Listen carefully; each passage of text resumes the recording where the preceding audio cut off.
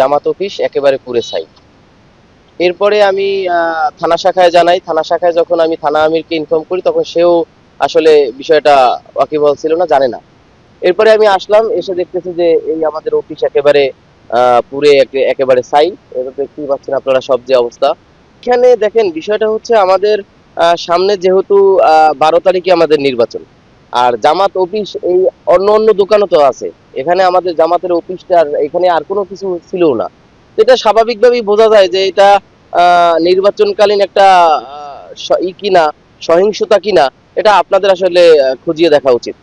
আমার ধারণা তো অবশ্যই যে রাজনীতির যে একটা প্রতিপক্ষ যেভাবে বক্তব্য দিচ্ছেন প্রতিনিয়ত, যে জামাতের যে নারীদের উপরে, জামাতের উপরে যেভাবে তারা একেবারে ওপেন সিক্রেট যে বক্তব্য দিচ্ছে যে তাদেরকে করতে হবে, প্রতিহত করতে হবে, তাদেরকে ধরে থানায় দিতে হবে, মহিলাদেরকে ধরতে হবে, তারপরে পুরুষদেরকে করতে হবে। এরই একটা ফলশ্রুতি আমরা দেখতে পাচ্ছি যে আজকে আমাদের জামাতের অফিস পুড়ে গেল। আর এর একটি তো অবশ্যই আমরা মনে করি যে সেন্টারে পড়বে। এটা ভয়ের সৃষ্টি করতেছে, যাতে করে মানুষ ভোট কেন্দ্রে না যায়। একটা সুষ্ঠু ভোটের যে পরিবেশ, সেই পরিবেশটা আসলে নষ্ট করার একটা পায়তারা আমি মনে করি।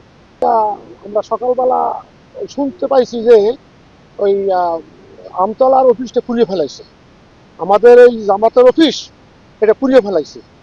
এই আমরা আসছি, এসে দেখি এই যে সরকারি অর্থাৎ ওই পুলিশ বাহিনী এবং সেনাবাহিনী যাদেরও দেখছি, ওনারা এখানে তদন্ত করছে। এই এটা এটা জামাত অফিস, আমাদের এই স্থায়ী জামাত অফিস, এই অফিসটা এই পুড়িয়ে ফেলাইছে।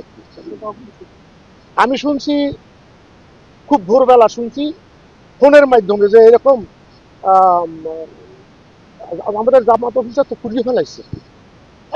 আমি শুনলে খুব আতঙ্ক হয়েছি, এবং আমি মনে করি যে আমাদের প্রতিদ্বন্দ্বী যা আছে সেইটাই মনে করি, এছাড়া আর কারা পড়বে বলেন।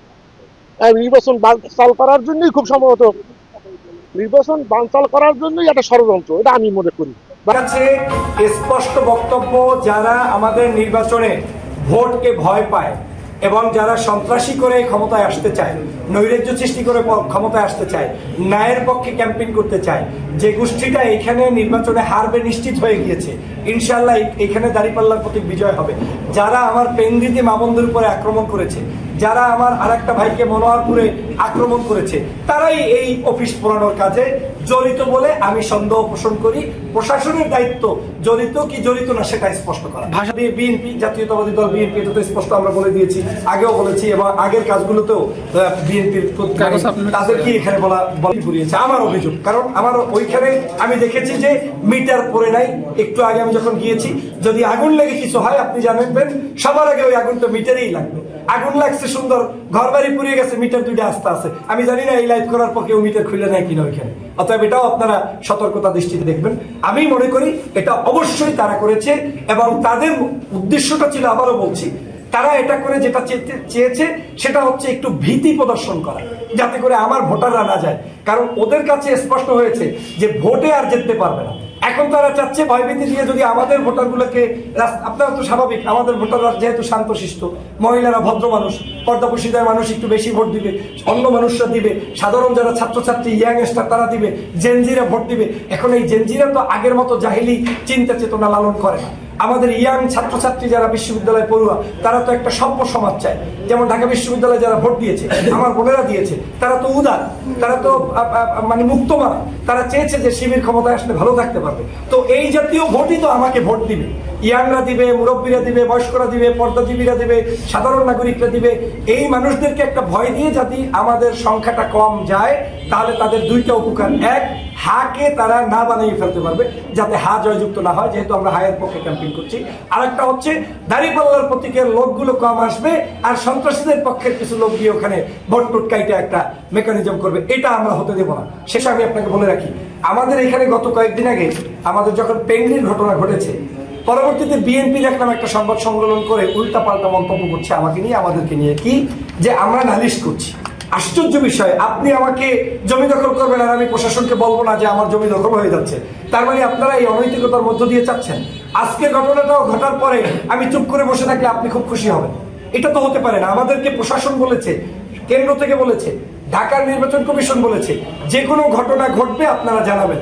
এমনকি আমার সাথে ইউনো মহোদয়ের সাথে কথা হয়েছে, তিনি বলেছেন আপনাদের যে কোনো ঘটনা ঘটলে আপনারা এভিডেন্সটা রাখার চেষ্টা করবেন, আমাদেরকে দেওয়ার চেষ্টা করবেন। তো এটা আমাকে বলেছে তাই নয়, সবাইকে জন্য এটা একই কথা।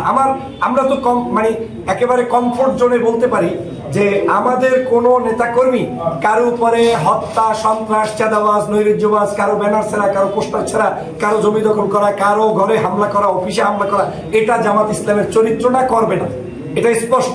তাহলে যারা করছে তাদের ব্যাপারে তো স্পষ্ট মন্তব্য করলাম। এখন কোন কোন ব্যক্তি, এটা তাদেরকে ফাইন্ড আউট করতে হবে। এই জন্যই আপনাদের মাধ্যমে বিচারের প্রার্থী আমরা চাই। আর একটা দিন নির্বাচন আছে, আল্লাহর হস্তে ঝালকাঠি 1 আসনে একটু সুষ্ঠু নির্বাচন হইতে দেন, ভোট বিপ্লবে জামাত ইসলাম আসুক, সেটাই আমাদের প্রত্যাশা। কিন্তু কোনো সন্ত্রাসের বিপ্লব দিয়ে আমার এই আসন যদি কেউ কেড়ে নেওয়ার চেষ্টা করে, রাজপথে রক্ত দিয়ে আমরা শুয়ে পড়ব, তারপরেও আমাদের এই লাশের উপর থেকে অনৈতিক আচরণ করতে দেব না। সংসদ নির্বাচনের তফসিল ঘোষণার পর থেকে অদ্যাবধি আমাদের নির্বাচনী প্রচারণা শান্তিপূর্ণভাবে সম্পূর্ণ করার চেষ্টা করেছি। তবে একটি দল আমাদের নির্বাচনী কর্মীদের উপর বিভিন্ন সময় হুমকি, বাধা, ভীতি প্রদর্শন ও হামলা করেছে, যা আপনাদের লেখনির দ্বারা বিভিন্ন সংবাদ মাধ্যমে প্রকাশিত হয়েছে। হে জাতির বিবেক, অত্যন্ত পরিতাপের বিষয়, সাতুরিয়া ইউনিয়নের বেশ কয়েকটি ইউনিয়নের চিহ্নিত মাদকসেবী ও অস্ত্রধারী সন্ত্রাসী গ্রুপ বিএনপির প্রার্থী রফিকুল ইসলাম জামালের উপর ভর করে নির্বাচন ভণ্ডুল ও বাধাগ্রস্ত করার উদ্দেশ্যে সাধারণ ভোটার ও দাঁড়িপাল্লা নির্বাচন কর্মীদের উপর বিভিন্ন সন্ত্রাসী কর্মকাণ্ড চালিয়ে যাচ্ছে। তারই ধারাবাহিকতায় আজ মঙ্গলবার 10 ফেব্রুয়ারি 2026 গভীর রাত আনুমানিক 3টা থেকে 4 ঘটিকার সাতুরিয়া ইউনিয়নের 7 নং ওয়ার্ড আমতলা বাজারে দীর্ঘদিনের পুরনো জামাত ইসলামের অফিস একটি সন্ত্রাসী বাহিনী আগুন দিয়ে পুড়িয়ে দেয়।